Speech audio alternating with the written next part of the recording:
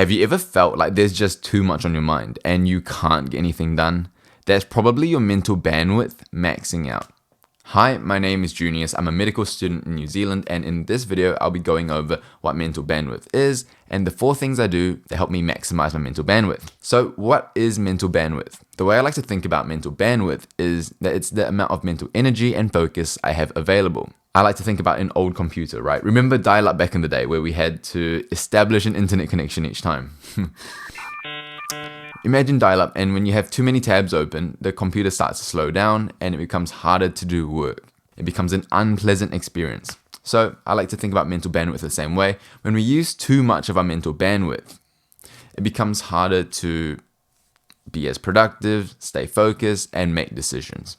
I remember a time in medical school where I was doing way too much. I had a part-time job working for a startup. I was trying to gym consistently, and I had personal things going on in the background. And on top of that, I had medical school. And it was just really hard to remember everything I had to do and function at my usual level. So what can we do? How can we maximize our mental bandwidth? So I'm going to share with you the 4 things I've learned that have helped me maximize my mental bandwidth. The first thing I try to do is to prioritize the most important tasks. If you know the Pareto principle or the 80-20 rule, you know that around 20% of your efforts will get you 80% of your results. So we can just focus on that 20% that gets us the most results. We can get as much results as possible for the same amount of energy or mental bandwidth. So, for example, if I'm studying for a test, say an OSCE examination for medical school, and my friend who consistently tops med tells me that this particular resource is very helpful for the upcoming OSCE medical school exam, and he's like, you should just study this. And if I trust him, I'll just prioritize really learning that material from that resource. And then if I have additional time, then I could look at the other resources as well, but I'll prioritize the things which I believe are high yield, things that will get me the most amount of results. So if I can prioritize things in terms of studying technique, in terms of material to study, and also content creation, certain videos definitely have a greater return than other videos. If I can prioritize certain things to get the most amount of output for the same amount of input, then that's obviously going to help me get more done with the same amount of mental bandwidth. This is just like focusing on the tabs on my computer that get me the most amount of work done. The second thing I try to do is I try to get the unimportant tasks out the way. I try to do them so I don't have to worry about them ever again. They don't have to occupy my mental bandwidth anymore once I've done them, so I'll just get them done now and I don't have to worry about them. For example, right now, as I enter my final year of medical school, soon, there are a few forms I have to fill out, right?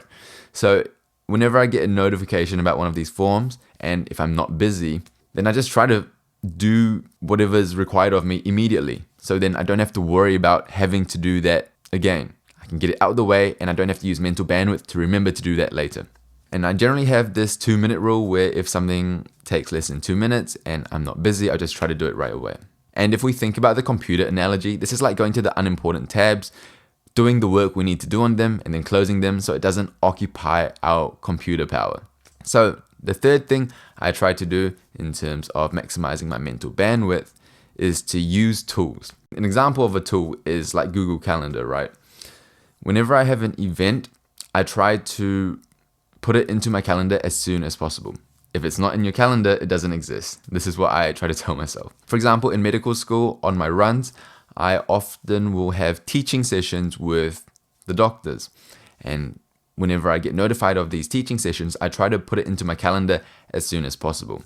Therefore, I don't have to expend mental bandwidth to remember to attend those sessions. I can glance at my calendar at the start of the day and I know exactly when my teaching sessions are, and I'll get notified 30 minutes before.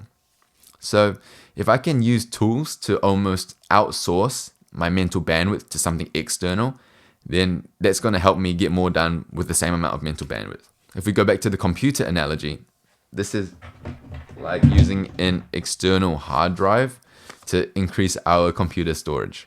And lastly, number 4, I try to treat my mental bandwidth like a muscle. Now, I'm not an expert on this topic, but I have noticed that when I have periods in my life where I really get close to maxing out my mental bandwidth, and then I have periods of rest, and I then go back to that same level, then I am better at handling those tasks. Now, I'm not sure if my mental bandwidth actually increases, or I just get better at handling those tasks so that I get the same amount of work output done for less mental bandwidth. I'm not sure. I'm not an expert on this topic, but either way, I like to treat my mental bandwidth like a muscle. And what do we do when we try to go to the gym? We try to lift heavier and heavier weights each time, and we ensure we have adequate rest. So it's just like our mental bandwidth. If I can just lean just beyond my edge in terms of what I can handle, then I think the next time I do those same tasks, I get better at handling them, and I can do those tasks with less stress and less of this feeling of overwhelm. And I try to do this across all areas of my life, including gym, content creation, studying, and even things like chores. I just try to push myself a little bit more each time so I get more efficient, more effective doing those tasks. So, in summary, mental bandwidth is the amount of mental energy and focus we have available. I like to compare this to an old computer with dial-up with too many tabs open. The 4 things I try to do in order to maximize my mental bandwidth include 1. Prioritizing the most important tasks. 2. I try to get the unimportant tasks out the way. 3. I like to use tools to almost outsource some of my mental bandwidth to something external. And lastly, 4. I try to treat my mental bandwidth like a muscle, and hopefully it grows over time. Thanks for watching. If you have any other video suggestions, comment them down below, and I'll see you in the next one.